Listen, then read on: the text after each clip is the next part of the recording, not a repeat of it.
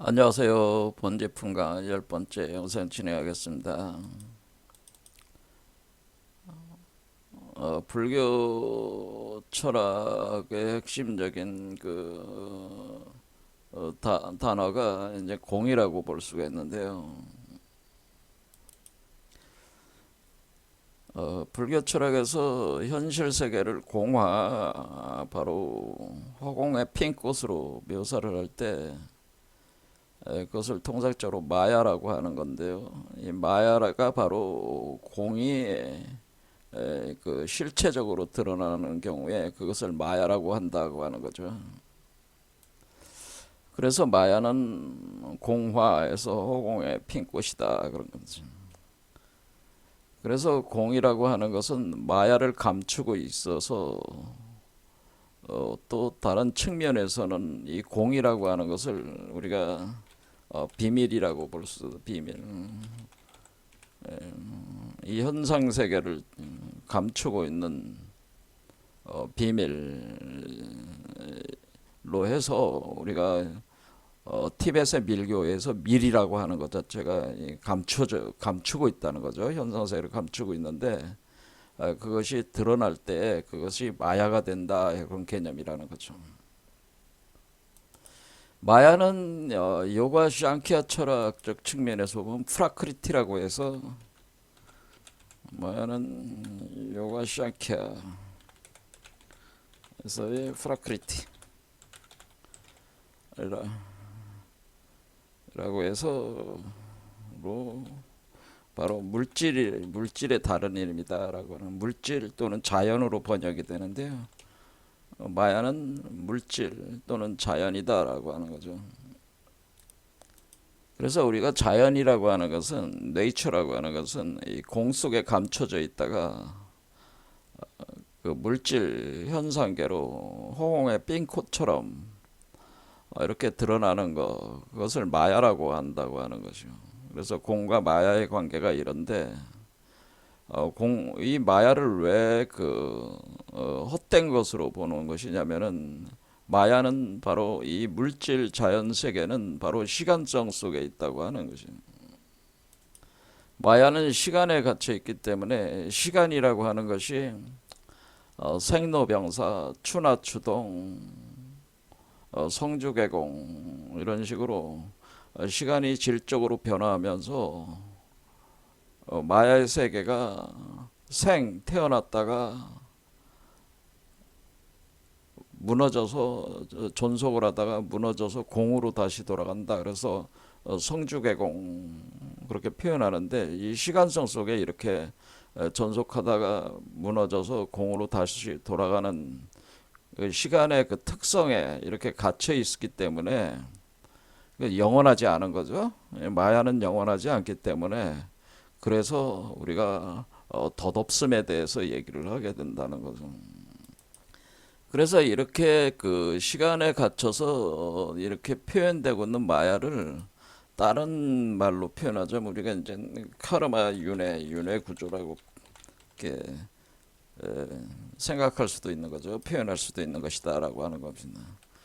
그래서 업에 의해서 원인과 결과를 낳고 낳으면서 원인이 결과를 낳고 결과가 원인이 되고 하면서 계속 마야가 운영이 되면서 인간이라고 하는 그 존재 상태, 중생 상태조차도 생로병사했다가 다시 또 태어나서 생로병사하고 이런 식으로 계속 매 순간순간마다 삶이라고 하는 것이 결국 시간에 갇혀서 이렇게 생로병사하는 거기 때문에 덧없는 것이라는 거죠. 영원성을 가지지 못하는 것이다라고 하는.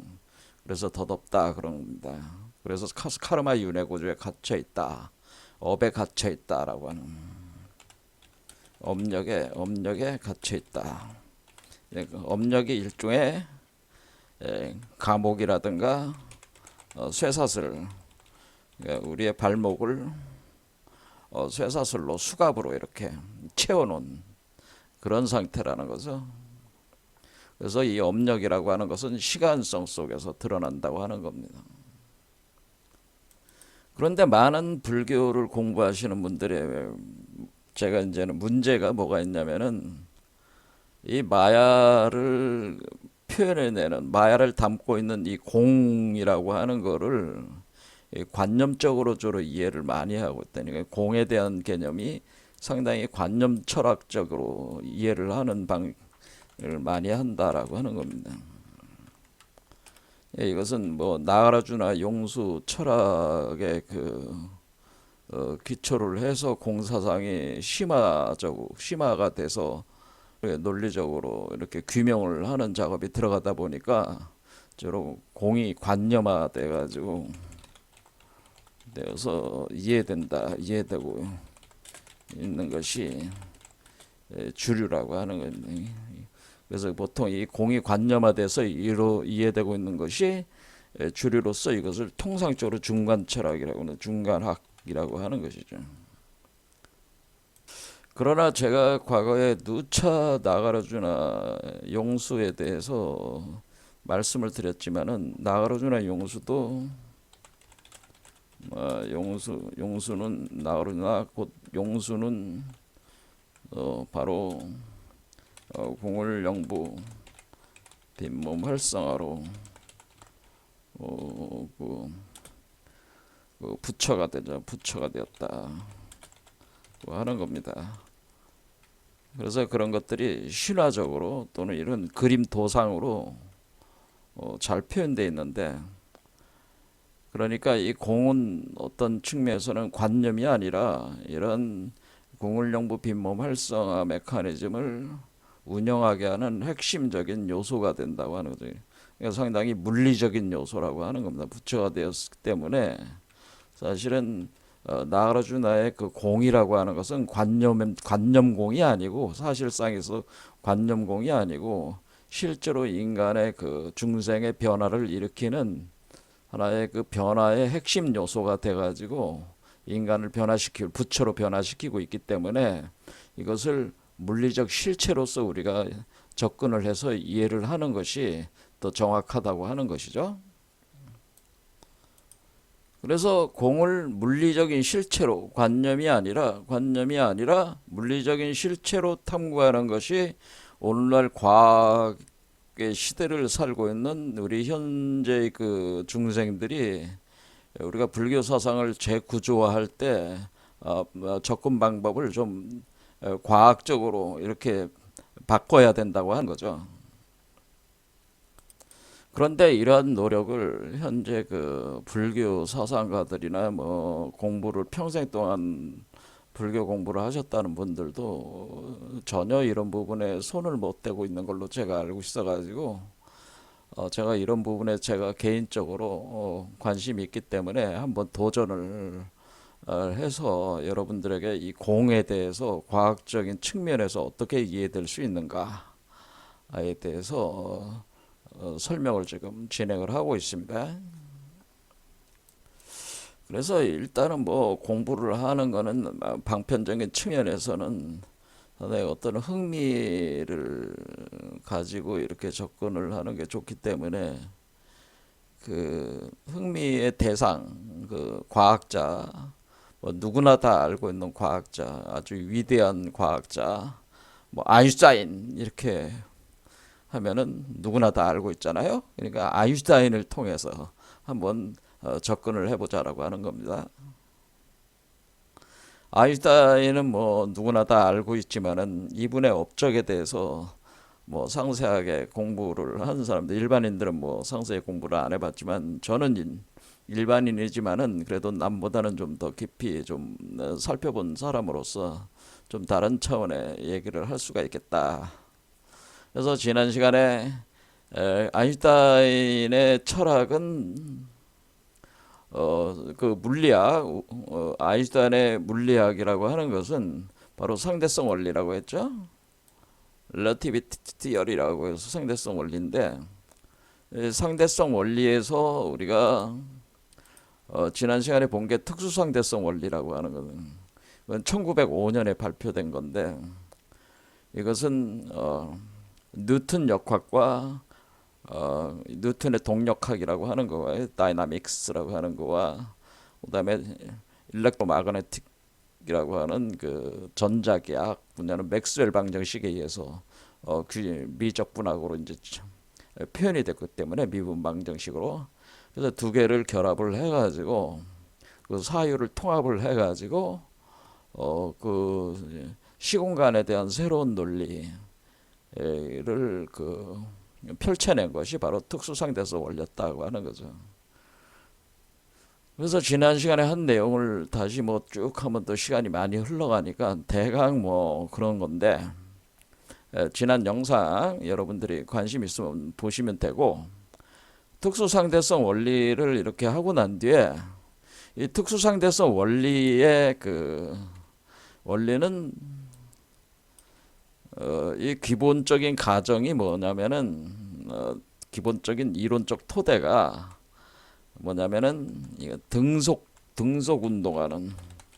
운동하는 관성계라고 하는 건데, 이 등속 운동, 그러니까 이렇게 똑같은 속도로 이렇게 움직이는 그 계 간의 관성계 간의 그 상호 변환, 그 예전에 이제 갈릴레이 변환이라고 하는데, 그 갈릴레이 변환을 일으킬 때 그런 어떤 그 변환 법칙에 대한 것, 그런 거를 이제 탐구를 하면서 이것이 드러난 거기 때문에 기본적으로 등속 운동하는 그 관성계들을 중심으로 그 계들 간의 상호관계다, 이렇게 볼 수가 있습니다.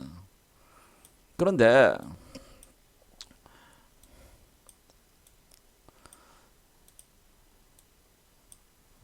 여기 등속 운동하는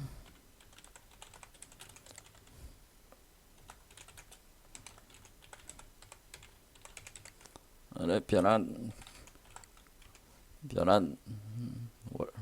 이치를 탐구하면서 밝혀내는 건데, 근데 이제 그래서 특수상대성입니다. 왜냐면은 특수한 경우잖아요. 이게 등속 운동하는 경우는 거의 없단 말이야, 사실은.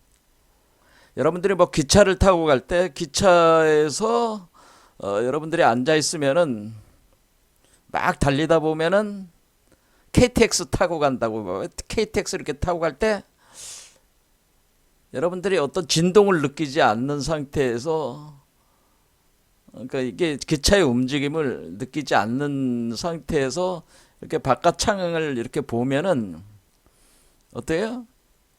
마치 내가 움직이고 있는 게 아니고 바깥에 풍경이 움직이고 있는 것 같은 착각을 일으키는 그런 경우가 많잖아요. 이런 게 등속 운동이라고 하는 거예요. 그러니까 내가 등속으로 쭉 움직이고 있으니까 내가 있는 자리에서 어떤 힘도 가해지지 않은 상태에서 그 힘에 대한 어떤 그런 걸 느끼질 못하고 있는 상태에서 등속 운동을 하고 있을 때, 이렇게 관찰할 때, 바깥을 관찰을 하거나 대상체를 관찰할 때 그 대상들이 역으로 등속 운동을 하는 것 같은, 내가 움직이고 있는 게 아니라 상대방이 움직인다, 뭐 이런 식의 개념이 되기 때문에 이런 경우는 우리가 삶을 살면서 굉장히 특수한 경우에 해당된다고 하는 거예요. 그래서 특수상대성 원리라고 하는 겁니다. 그래서 등속 운동이라고 하는 특수한 경우에 적용되는 법칙이었다라고 하는 겁니다. 그런데 우리가 일반적인 상태 운동은 뭐냐면은, 우리가 일반 상대성 원리는 어떤 거냐면은 등속 운동이 아니라 가속 운동을 하는, 그러니까 우리가 대부분은 다 가속 운동이란 말이에요. 가속이라고 하는 거는 내가 빠르게 달리다 늦게 달리다가 이렇게 속도 변화가 계속 있고, 그 다음에 방향 변화가 계속 일어나고 있는 거거든요. 우리가 운동에 있어서 속도 변화와 이 가속 운동 한다고 하는 것은 속도 변화와 방향 변화가 일어나고 있는 운동들을 우리가 가속 운동이라고 하는 겁니다. 원운동 같은 경우도 일종의 가속 운동이라거든요. 방향이 계속 바뀌고 있잖아요. 그렇죠, 여러분들이. 똑같은 속도로 달려도, 원을 달려도 사실 방향을 바뀌고 있기 때문에 우리가 그 큰 원을 그려놓고 똑같은 속도로 달리고 있어도 이게 원으로 이렇게 돌고 있는 거는 방향이 계속 바뀌고 있는 거라, 이런 걸 또 가속 운동에 속합니다. 그러면 이렇게 가속 운동이라고 하는 것은 이것이 이 등속 운동하는 것보다는 아주 더 보편적인 거죠. 그러니까 등속 운동을 가속 운동 안에 다 포함할 수가 있는 거죠. 그러니까 더 일반적인 거죠. 그러니까 일반 상대성 원리가 특수 상대성 원리를 포함하고 있는 원리로 확장이 되는 거죠. 이렇게 그러니까 등속 운동 경우에서 가속 운동으로 확장이 되면서 등속 운동은 가속 운동이 가속이 없는 가속이 제로인 상태 또는 방향이 안 바뀌는 상태에서 속도 변화가 제로인 상태인 경우에 등속 운동이 되니까 요거의 특수한 경우로만 볼 수가 있으니까 우리가 가속 운동하는 그 상태에서 우리가 그 시공간에 대한 새로운 어떤 그거를 우리가 규정을 해야지 우리가 제대로 된 물리 법칙이라고 하는 것을 이렇게 만들어냈다 이렇게 얘기할 수가 있는 거란 말이에요. 그러니까 이것이 이제는 아인슈타인이 이런 점은 아주 중요한 지점이잖아요. 그래서 이거를 아인슈타인이 한 10년을 고민을 한 거예요. 1915년까지 이런 일반적인 경우에 이거를 일반 상대성 원리를 규정하고 있는 어떤 그런 방정식을 일반 상대성 원리에 대한 방정식을 연구를 하는 게 10년 동안을 또 하게 됩니다. 그래서 아인슈타인이 방정식 하나를 최종적으로 만들어낸 게 이건데요. 이 방정식 이거 설명을 해봐야 그러니까 이것은 일반 상대성 원리를 나타내는 하나의 우주 중력 방정식이다. 이렇게 우주 중력 방정식 안에 다 포함이 되는 거니 이게 우주 중력 방정식이다. 이렇게 생각하시면 된다고 하는 겁니다. 그래서 우주 중력 방정식을 만들었습니다. 여기서 이제는 만들었는데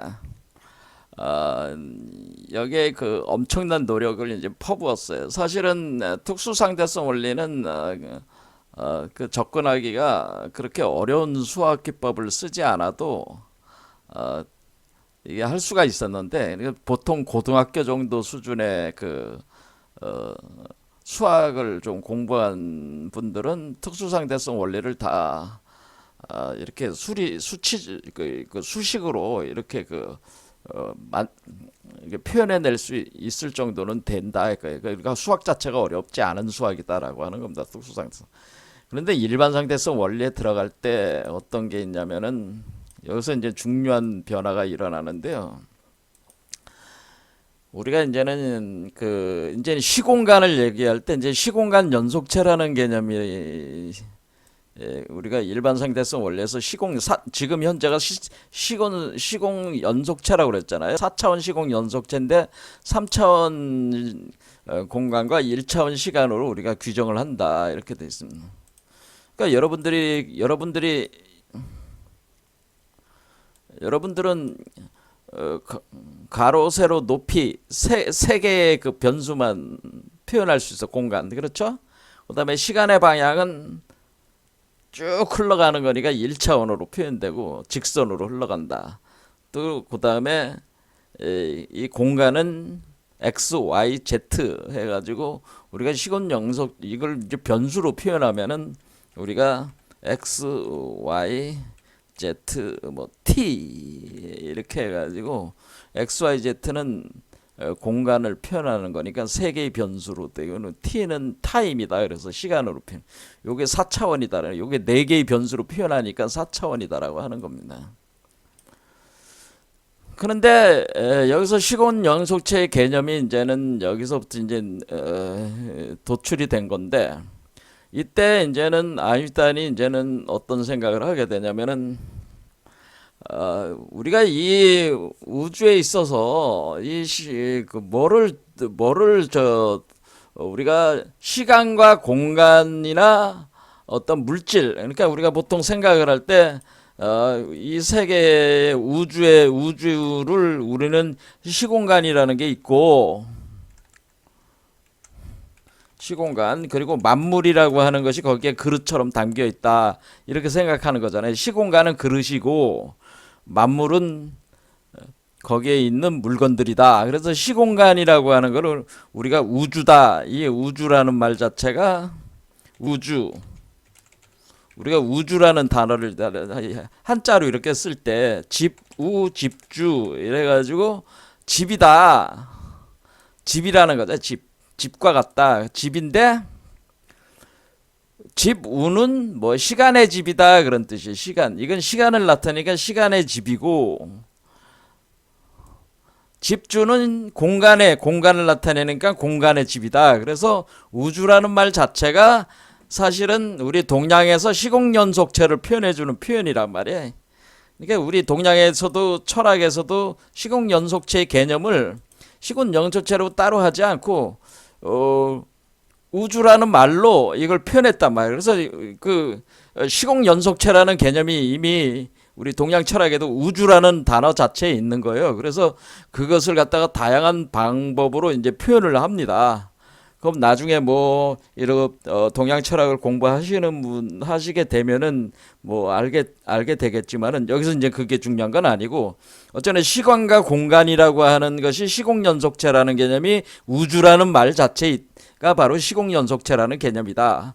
근데 이 우주라는 말 자체 우주라고 하는 것은 집이니까 우리가 어떤 그 집 안에 여러 가지 그 뭐 물건들이 있고 뭐 동물들이 있고 식물들이 있고 여러 가지 그 요소들을 있으면 그걸 만물이라고 하는 거라 그걸 만물이라고 하는 것이다라고 그렇겠죠? 만물이 있다, 만 가지 물건이다 그런 뜻인데 만 가지만 있겠어 만이라는 건 무수히 많다는 뜻이니까 셀 수 없이 많은 어떤 그런 사물들이 있는 것이다. 그래서 시공간과 만물을 가지고 우리가 어떤 그거를 이제는 그 연구를 하는 건데 이때 이제는 여기서 확 그 아인슈타인이 생각을 바꾼 게 뭐냐면은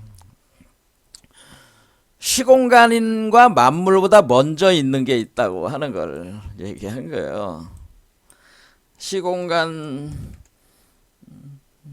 만물이라고 하는 그 시공간이라는 그 그릇과 만물이라고 하는 거를 담고 있다. 시공간이 시공간 플러스 만물 그러니까 이거보다 먼저 선제적으로 존재하는 것이 있다. 것이 있는데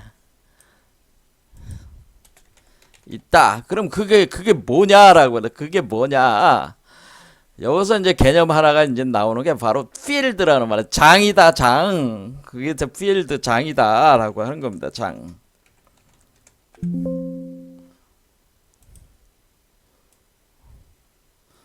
장. 한자로 이렇게 장이죠. 장. 마당장이잖아요. 마당도 뭐 마당장자인데 마당이라는 뜻인데 마당인데 이게 영어로 필드라고 하는 겁니다. 필드가 있다. 필드가 있는 그러면 이 필드라고 하는 게 뭐냐라 그러면 필드라고 하는 것이 시공간 만물보다 먼저 있는 것이 필드다. 그래서 필드라고 하는 것은 이 필드라는 개념을 어디서 가져온 거냐면은 아인슈타인이 자기 아버지가 그 전자기학 이쪽으로 해가지고 그 전기 전자제품 만드는 공장을 운영을 했다고 그랬잖아요. 그래서 어린 시절에 계속 그런 쪽에 있었는데 거기서 이제는 다루는 게 패러데이가 이제는 그 필드 그러니까 장에 대한 개념이 거기서 나오거든요. 전자기장이라는 말을 많이 들어보시죠. 전자기장이라는 게 이런 말이 있으니까 아인슈타인이 여기서 아이디어를 가져온 거예요. 전자기장. 그래서 장이라는 아이디어를 가져온 거예요. 그러니까 이렇게 이제 우리가 N극, S극 있으면은 이렇게 있잖아요. 그러면 이게 자력선이잖아요. 자력선. 이렇게 이 자력선이 바로 장을 표현해 주는 선이다라는 거죠. 전자기장. 그래서 우리 몸도 사실은 어떻게 규정이 되냐면은 그래 여기 있잖아요. 여기 있으면은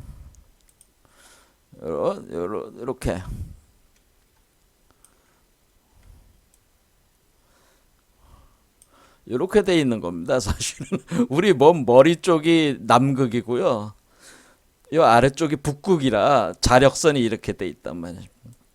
심장이 여기에 해당되고 가운데에 해당되고 N극 여기 S극과 N극이 있어가지고 이 자력선을 가지고 있는 거와 같습니다. 이것도 똑같이 개념이 같다는 거죠. 그러니까 이렇게 자력선 개념이라는 자력선. 그러니까 이렇게 우리가 지구가 이렇게 있으면은 가령 우리가 요게 지구라고 보면은 지구 그러면은 우리가 이 지구가 이렇게 돼 있어가지고 이렇게 자력 이렇게 얘도 이렇게 돼 있는 거죠. 이렇게 그래서 그러니까 이 존재도 이 수행자도 이 자력선이 있고 얘도 자력선이 있는 거죠. 이제 그러니까 이렇게 뭔가 전자기장 이 자력선이 결국 자력선에 있어서 변화가 결국 전기장이 되기 때문에 그래서 전자기장 이런 식으로 해서 이제는 되는 거니까 전자기장이 시간적으로 움직이는 것이 바로 그 전자기파가 움직인다. 그러니까 빛이다. 그러니까 전자기파의 일종의 빛이다. 그런 개념이 되는 거죠. 그런데 어쨌거나 이렇게 장이라고 그러니까 이 어떤 그 이런 그러니까 여기 자석이 우리가 보통 생각할 땐 자석이 있으니까 장이 있다 이렇게 생각하지 우리는 사고를 해온 데 반해서 아인슈타인은 뭐라고 생각한 거냐면 장이 먼저 있고 장에 의해서 자석보다 장이 먼저 선제적으로 있는 것이다라고 하는 그런 생각을 품게 되는 거예요. 그래서 이게 장이라는 걸 더 핵심적인 요소라고 하는 거예요. 그러면 이 장이라고 하는 거는 그러면 장이 시간적으로 변화가 일어나면 그것이 파동이 된단 말이에요.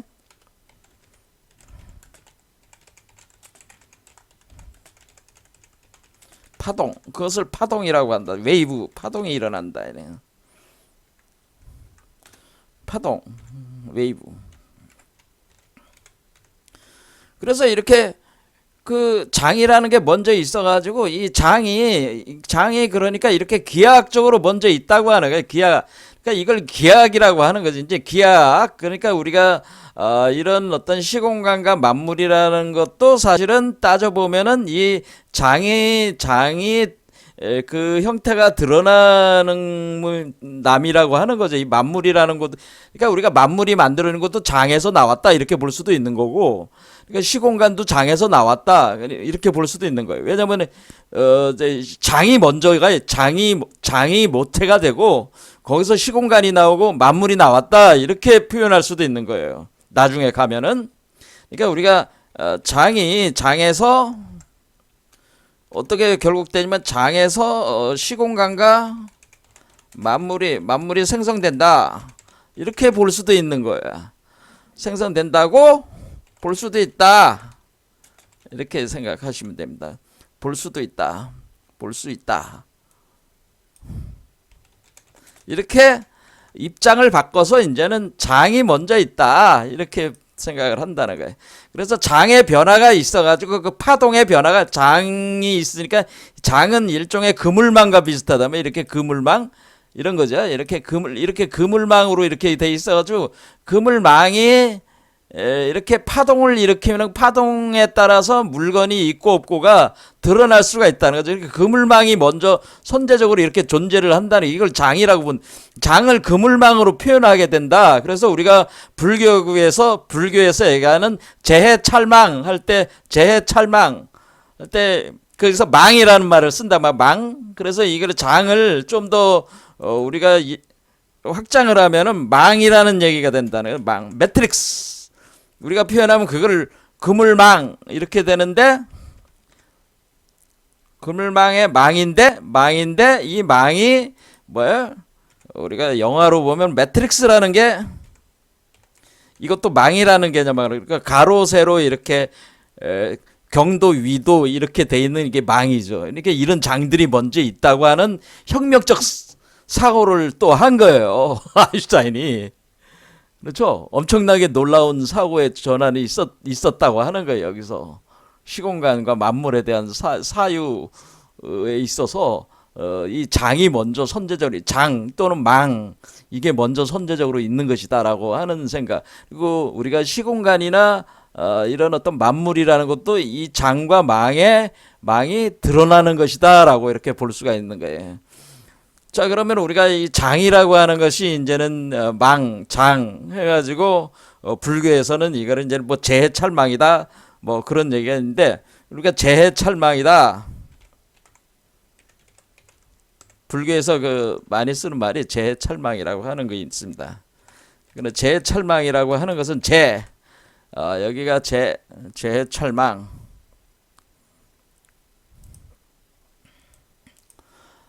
표현을 잘못했는데 제철면 제망차례 뭐 그 말이 그 말인데 이 제망차례 인드라망이라고 하는 건데 인드라망. 그래서 우리가 인드라망 제망차례 제망이라는 거 요 제가 제왕 제라는 거 제가 바로 인드라 천신을 뜻하는 거니까 인드라 천신 인드라 천신을 제라고 하는 거거든요. 우리가 황제할 때 제 그 제인데 제망 차례 인드라망이 제망이고 차례 그 차례라고 하는 것이 찰자가 그 사리를 뜻하는 거는 사리 구슬이 바다처럼 이렇게 그 해자가 바다 해자니까 이게 지금 보면은 어떻게 돼 있는 거예요? 이렇게 이렇게 바다처럼 이렇게 돼 있잖아요. 바다처럼 이렇게 바다처럼 하나도 없는데 요 하나하나가 구슬알이라고 생각해 보세요. 그러면은 이게 구슬들이 이렇게 매달려 있는 거, 이 망에 매달려 있는 것 같은 형상이 되잖아요.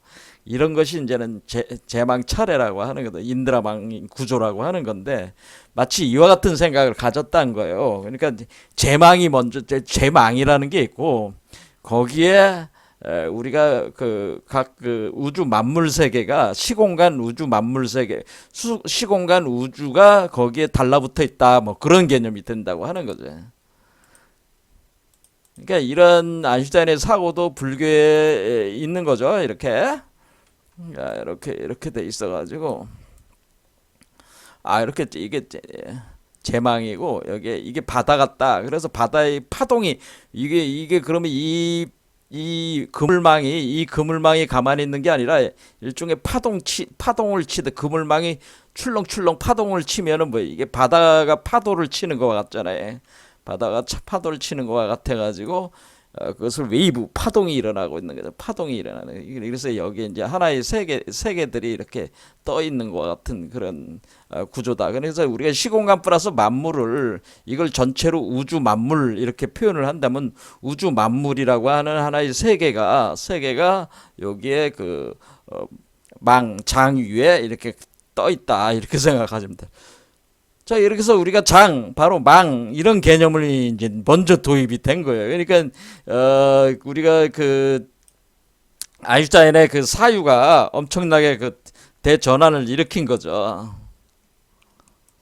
자, 그러면 우리가 이 제망이라고 하는, 그럼 이와 같이 어떤 이것이 이렇게 장이 필드가 있는데 이게 필드 자체를 어떻게 수학적으로 어떻게 표현할 수가 없느냐 이런 거죠.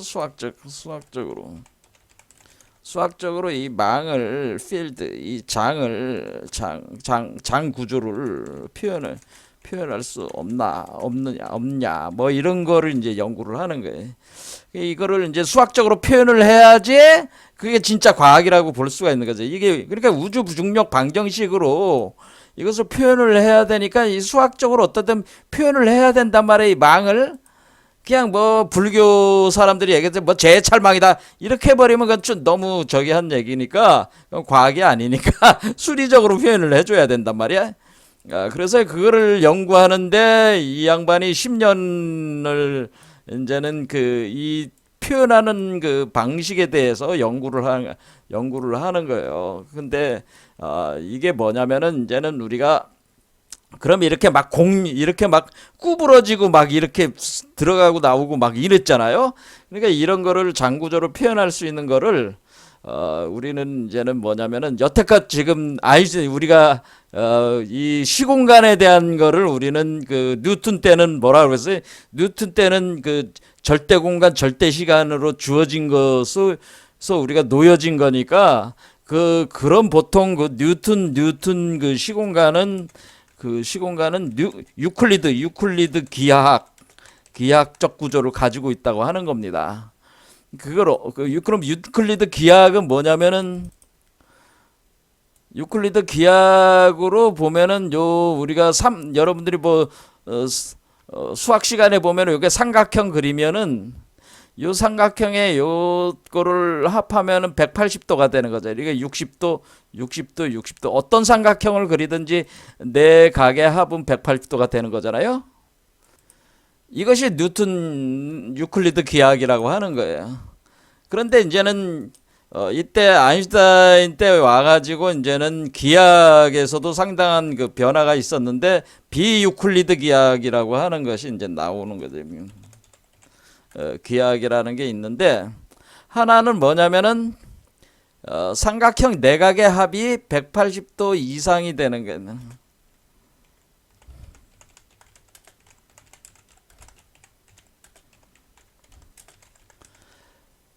이 경우는 어떠냐면 만약 우리가 지구가 둥그렇잖아요. 그럼 지구에다가 삼각형 그리면은 요 동그란 지구에다가 여러분들이 삼각형을 그렸다. 요 지구 위에다가 삼각형을 이렇게 삼각형을 그리면 사실은 이건 구부러진 거죠. 이렇게 구부러졌으니까 이게 180도가 합이 180도보다 더 커. 이 경우는 이 구형은 이것을 보통 이 기하학을 리만 기하라고 그래요. 비유클리드 기하에서 두 종류가 있는데 하나는 리만 기하라고 하는 거고,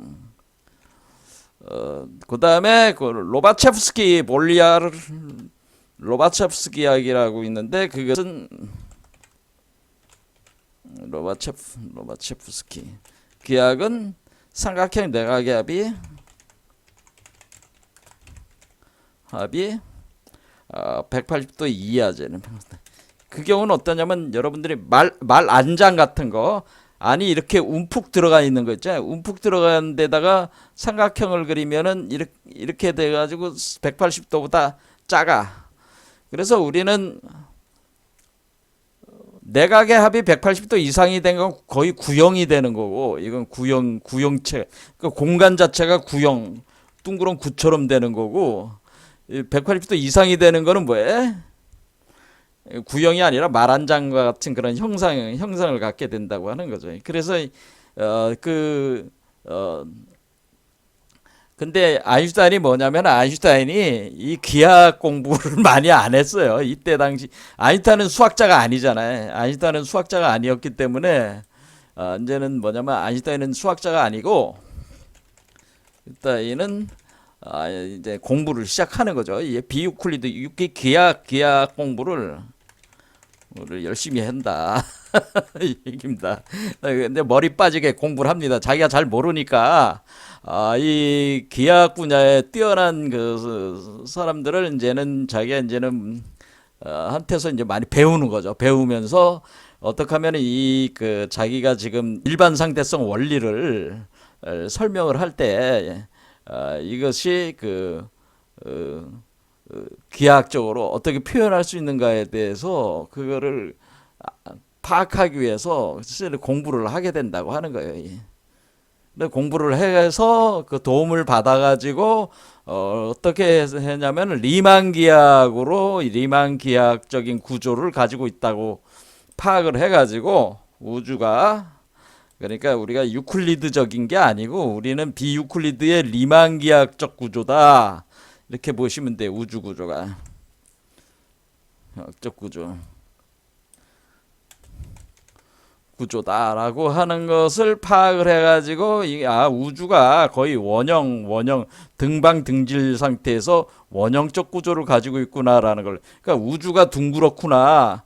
그러니까 물론 우주가 뭐 맨 끝에 어떻게 돼 있는지 모르지만은 우주가 대강 그 구형이라고 이렇게 생각이 되는 거죠. 그 이론을 이제 하다 보니까 이제 이게 구형일 수밖에 없는 어떤 그런 원리. 그러니까 그거를 표현할 때도 리만 기하학이라고 하는 기하학적 그 방법을 동원을 해가지고 이게 수리로 표현을 이렇게 하게 된다라고 하는 겁니다.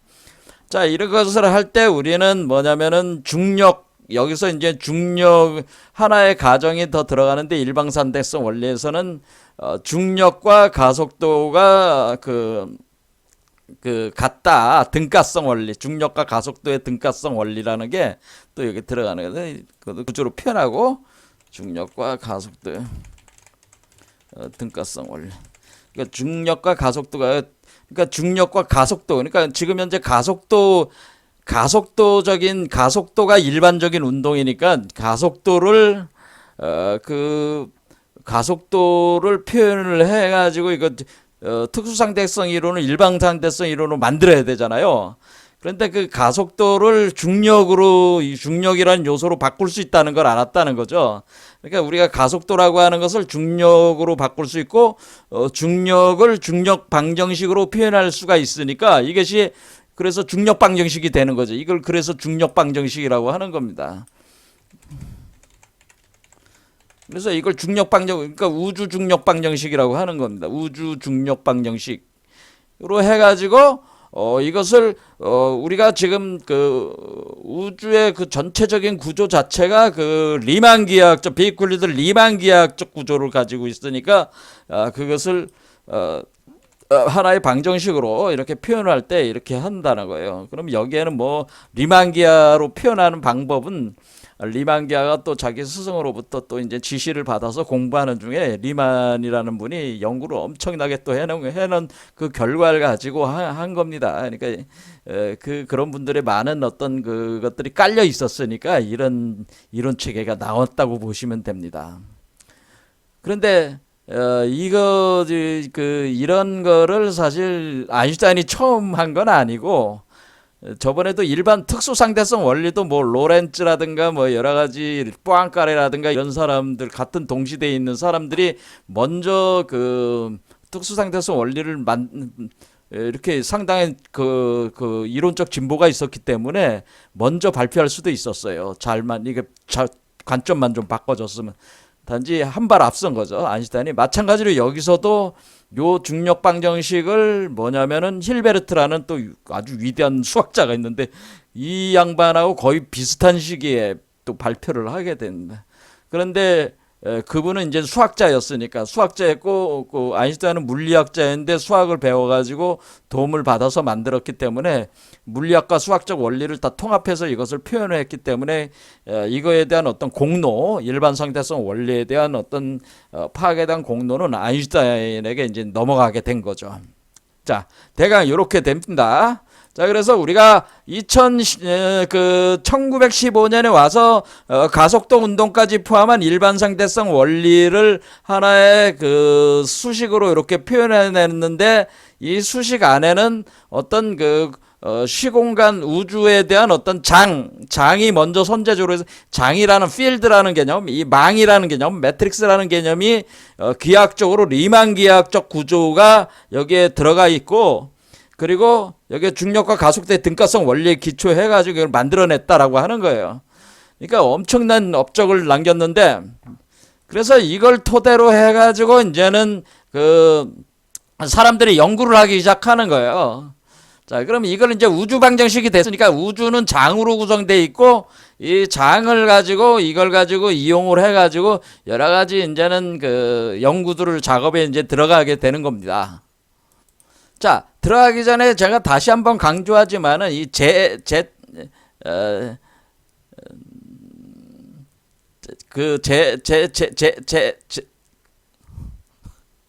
제망 차례라고 하는 이게 인드라망이라는 구조, 이 장구조라고 하는 거는 아인슈타인이 이때 본격적으로 그 우주 중력 방정식의 리만 기하로 더 본질적인 요소로서 장이라는 개념을 가져왔다고 하는 거, 이거가 굉장히 혁명적인 그러니까 사고라는 거죠. 이거 장이라는 개념을 도입을 했다는 거죠. 장, 필드, 장 또는 망 개념이 도입을 하게 된 거는, 이거는 아주 혁명적인 사고다. 이걸 우리는 기억을 하고 이제는 얘기들을 이제 진행을 해야 된다고 하는 겁니다. 자, 다시 얘기하자면 장과 망이라는 개념이 굉장히 중요한 개념이다라고 하는 거예요. 필드라는 개념이. 자, 그래서 우리가 아인슈타인이 이렇게 만들어 토대로 해가지고 사람들이 연구를, 이제는 우주에 대한 연구를 이제 본격을 시작하는 거예요. 아인슈타인 방정식을 이용해가지고 우주에 대한 연구를, 우주 물리학이 이제 본격적으로 발전을 합니다. 네, 일반 상대성, 중력 방정식을 사용해서 본격 우주 물리학이 펼쳐지기 시작한다. 왜 그러냐면은 그 아인슈타인의 중력 방정식을 만들기 전에 대부분의 그 사람들이 어떻게 생각하냐면, 이 우주라고 하는 것은 그 별로 변동이 없는 것 같아. 예? 그냥 그렇잖아요. 우리가 맨날 보는 게 그게 그거다. 그래서 별로 그 어떤 우주가 역동적인 우주가 아니라 이 정적인 우주. 이렇게 우주가 마치 어떤 그 굉장히 그 우주가 역동성이 없고 마치 그 고요한 그 상태, 고요한 상태, 정적 우주다라고 하는 생각이 굉장히 강했어요. 그거는 아인슈타인도 마찬가지였어요. 아인슈타인도 우주가 역동성이 없고 우주는 그냥 기하학적 구조로 이렇게 돼 있으니까, 그러니까 아인슈타인은 뭐를 생각하냐면 이게 기하학적 구조가 이렇게 결정돼 있으니까 이런 기하학이라고 하는 것은 우리가 플라토닌의 이데아 세계, 플라톤과 아리스토텔레스가 자기네들이 만든 아카데미의 그 문에다가 딱 붙여놨잖아요. 기하학을 모르면은 들어오지 마라 하듯이. 근데 기하학이든 어쨌든 유클리드 기하학은 아니지만은 비유클리드 리만 기하학으로 해가지고 우주를 그 표현을 해냈기 때문에 아인슈타인 생각에서는 이 우주에 대한 어떤 그런 기하학적 구조에 대해서 자기가 밝혀낸 것이란 말이에요. 그러면 어때요? 그것이 하나의 이데아적인 세계를 표현해낸 것이다. 그러니까 아인슈타인은 플라톤주의자였다 이렇게 보셔도 되네요. 아인슈타인은 이 양반은 상당히 그 플라톤주의적인 어떤 풍모가 있었다고 하는 거예요. 그러니까 여기서 뭐냐면 아인슈타인은 자기가 만든 이 우주 중력 방정식이 너무나 아름답잖아요. 간단하고 우주를 이걸로 하나로 딱 이 수식으로 하나 우주를 표현할 수 있다는 게 얼마나 대단한 거야. 그런데 여기엔 리만 기하라고 하는 어떤 기하학적 구조가 있으니까 우주 구조 자체가 플라톤이 얘기한 이데아적인 구조, 그 이데아의 형식 자체가 이 바로 리만 기하, 유클리드 리만 기하학적 구조다라고 하는 자신감에 넘쳐 있었는 거죠. 그럼 이거는 우주는 그렇게 신이 만들었다면 그렇게 딱 완벽하니까 뭐야? 이데아는 플라톤적인 생각에서도 동적인 게 아니고 정적이야, 그냥. 그렇죠. 기하학적으로 그냥 딱딱 구조 딱딱딱딱 이렇게 돼 있으니까 별로 그렇게 어떤 동적인 요소가 없다. 그러니까 정적인 우주다. 아인슈타인도 그렇게 생각을 했어요. 그래서 자기는 이 우주는 뭐 변동성도 없고 아무것도 없고 그냥 이렇게 이데아적으로 이렇게 구성이 돼 있는데 이 수학적으로 내가 표현해냈고 이게 다야. 이렇게 생각을 했단 말이에요. 또 동적 우주를 별로 좋아하지는 않았어요. 아인슈타인이. 우주가 막 이리저리 시끄럽고 그러면 별로 안 좋아. 역동성이 없어야 돼. 고요해야 돼. 그래서 이 우주 방정식에다가 그 우주 상수라는 걸 넣어가지고 역동성을 아예 없애버리는 작업까지도 합니다. 과감하게. 아인슈타인은 또 그런 작업까지 하는데, 그러니까 이 고요한 상태 정적 우주를 기술을 하는 방정식으로 만들었단 말이에요, 아인슈타인이. 그런데 문제는 뭐냐면은 이 아인슈타인이 만든 이 우주 방정식을 가지고 연구하시는 분들은 새로운 그 물리학자들은 뭐겠어요? 아인슈타인 뜻대로는 안 하겠죠. 이거 좋은 방정식이 나왔으니까 이걸 가지고 우리가 연구를 해보자 해서 연구를 시작을 하다 보니까 우주는 고요하지 않다는 거죠. 우주는 엄청난 역동성이 있다는 거예요. 역동적이다. 라고 하는 것을 알았다는 거. 우주는 역동적이야. 막 그냥 활발해. 그러니까 아인슈타인이 깜짝 놀란 거지. 이 역동적이다. 역동적이라는 거래. 그러니까 우주는 정적인 게 아니야. 고요하진 않아. 막 움직이니까 아까 얘기했듯이 이 장 자체가 파도가 팍 치면서 그러니까 파도가 치는 거죠. 파도가 치면서 이 제망 차례가 막 그냥 파도가 치면서 그 위에 있는 것들이 출렁출렁거리면서 파도 치는 이와 같이 역동적인 우주다라고 하는 겁니다. 이 만물이 춤을 추고 있다 여기다 이렇게, 그렇죠? 이렇게 출렁출렁거리고 있다. 이 그물망 위에서.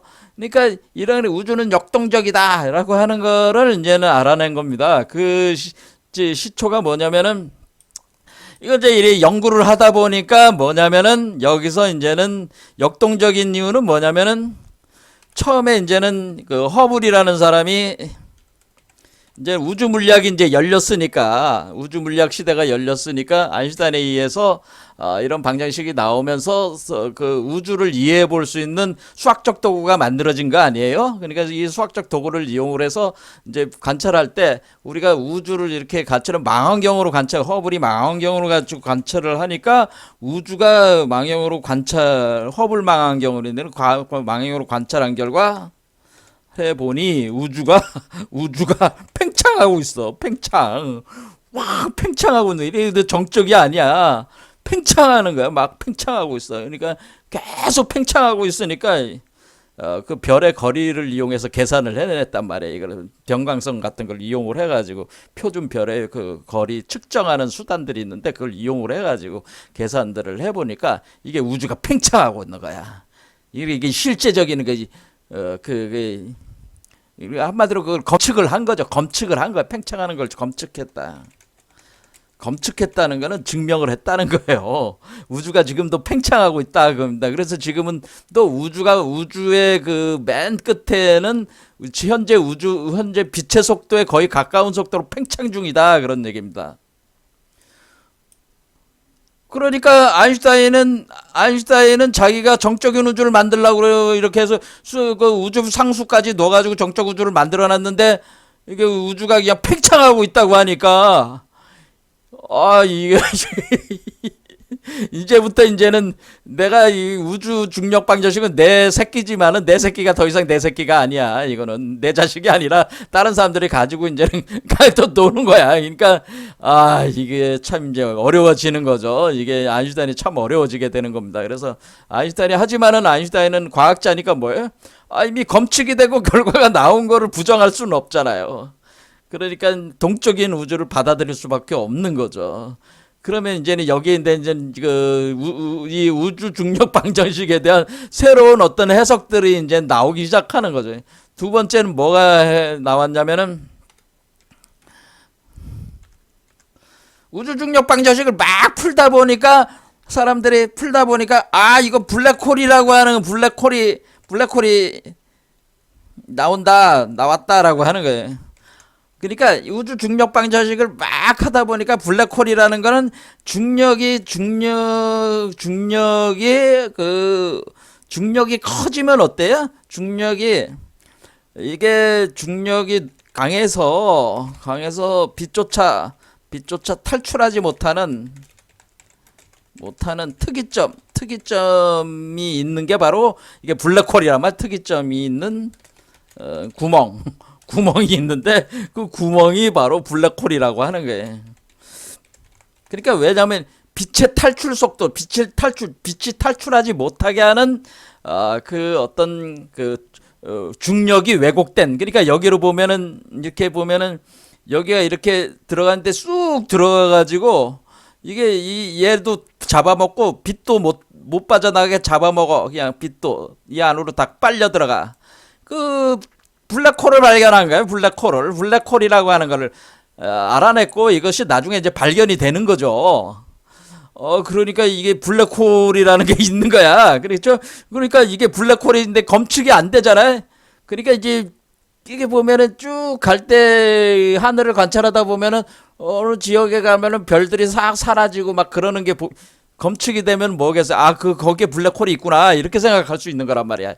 그런 것들이 이제 검측이 되는 거죠. 그러면 은하의 중심이 블랙홀이 있다는 것이 또 검측이 되고. 그러니까 이렇게 되니까 블랙홀이라고 하는 것들이 이제는 이제 파악이 된 거예요. 블랙홀이 있구나. 그리고 우리가 입자가속계로 블랙홀을 만들어낼 수 있다. 극미세한 블랙홀을 만들어낼 수 있다는 것을 알게 된 겁니다. 이해되시죠? 블랙홀이 나왔다. 이런 건 빛조차. 그 다음에 하나 더 이제 여기서 중요한 변화가 오는데, 이 칼루차가 이제는 그 칼루차가 연구를 어떻게 하냐면 우리가 지금 이제는 아인슈타인이 이제 최대 과제가 이제 뭐였냐면 이제 내가 이제 특수 상대성 원리, 일반 상대성 원리까지 만들었는데 지금 우주에는 우리가 빛과 관련된 힘 그리고 강력, 양력 해서 우주의 4대 힘이 있습니다. 강력, 양력, 전자기학, 중력 이렇게 전자기력, 중력 이렇게 네 가지인데 이것을 상호 그 매개하는 입자들을 보손 입자라고 하는 겁니다. 그래서 중력은 중력자가 매개를 하고 그 빛은 바로 그 포톤이 매개를 하고 그런 식으로 매개를 하는 것들이 있어요. 그러면 이런 매개 입자들이 상호작용을 일으키고 있는데 그런데 이게 서로 다른 걸로 기술이 되다 보니까 이것을 통합을 하려는 통일장 이론을 구성을 하려는 게 지금 이제 아인슈타인의 차기 과제가 뭐였냐면 아인슈타인의 차기 목표가 뭐였냐면 통일장 이론을 구성해 보자. 통일 이론. 그런데 그걸 장이론으로 통일해 버리는 거죠.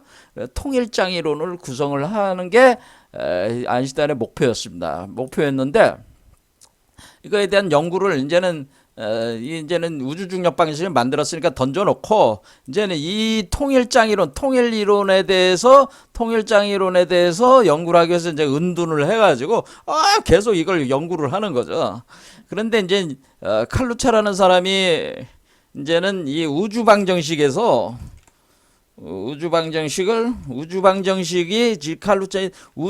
지금 아인슈타인의 우주 방정식은 어떤 방정식이에요? 이거는 4차원 시공간 방정식이잖아요. 4차원 시공 연속체에서 적용되는 방정식이잖아요.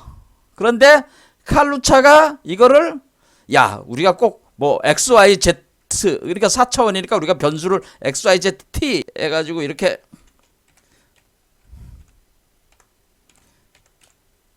이렇게 4개의 변수만 가지고 했잖아요. 그런데 우리가 그러니까 XYZ 뭐 A까지 넣어가지고 5차원으로 확장을 해본 거야. 이거를 T 요런 요소를 넣어서 AT 하면 XYZ A 하면 4개잖아요. 공간을 4차원하고 시간을 1차원 해가지고 5차원으로 확장을 한 거야. 우주 방정식을 5차원으로 확장을 해본 거야. 한마디로 놀아본 거지. 확장하니까 놀라운 사실이 드러난 거예요. 확장한 결과 5차원까지 확장을 하니까 여기서 뭐냐면 우주 방정식으로부터 전자기 방정식이 별도로 이렇게 분리돼서 분리 추출이 되는 거야, 이게. 그러니까 이거는 우주 중력, 이거는 중력에 관한 방정식이잖아요. 그러니까 우주 중력과 빛에 대한 것들이 지금 우리가 우주를 구성하는 4가지 힘, 바로 중력, 그 다음에 광량자는 빛에 대한 거잖아요. 이거 전자기파에 대한 거잖아요. 그럼 전자기학에 관련된 거잖아요. 이 2가지가 동시에 이렇게 통일된 거지. 2가지가 통일되는 거지. 그러니까 통일장 이론에서 중력과 전자기력을 통일시키는 그 방정식이 도출이 된 거야. 그러면서 여기서부터 2개가 나온 거야. 그래서 여기서 깨닫게 된 게 뭐냐면은 이게 빛이라고 하는 것은 빛은 이 5차원으로부터 이게 그러니까 우리가 1차원을 더 늘린 거잖아요. 1차원을 더 늘렸으니까 빛은 원래 5차원으로부터 이 4차원으로 쏟아져 들어온 거구나라는 거를 이제 표현을 하는 거지. 빛이 이 5차원에서 생성되어서 4차원으로 투영된 것이다. 그러니까 5차원에서 원래 빛이 만들어져 가지고 4차원으로 들어온 것이다. 차차원으로 들어온 것이다. 유입된 것이다. 라고 그러지. 유입된 것이다. 그러니까 5차원에서 빛이 5차원에서 생성돼서 4차원으로 유입이 됐다라고 하는. 그러니까 우리가 인간이 경험하고 있는 이 4차원 세계 말고 또 다른 5차원 세계가 있고 이제 나중에 가게 되면은 10차원이야, 10차원. 10차원에서 6차원이 숨겨져 있고, 우리는 4차원 세계에 살고 있고, 4차원에서 5차원으로 확장하면은 5차원에서 빛이 만들어져서 5차원에서 빛이 여기로 들어오고 있다고 하는 것을, 요거를 이제는 칼루차라는 사람이 이때 이제 알게 됐고, 차원이라는 개념이 본격 도입이 되는 거다. 이 차원 개념이 도입이 되기 시작한다. 이런 얘기입니다. 자, 시간이 다 돼서 다음 내용 나중에 다음 시간에 또 하도록 하겠습니다. 오늘 여기까지 하겠습니다.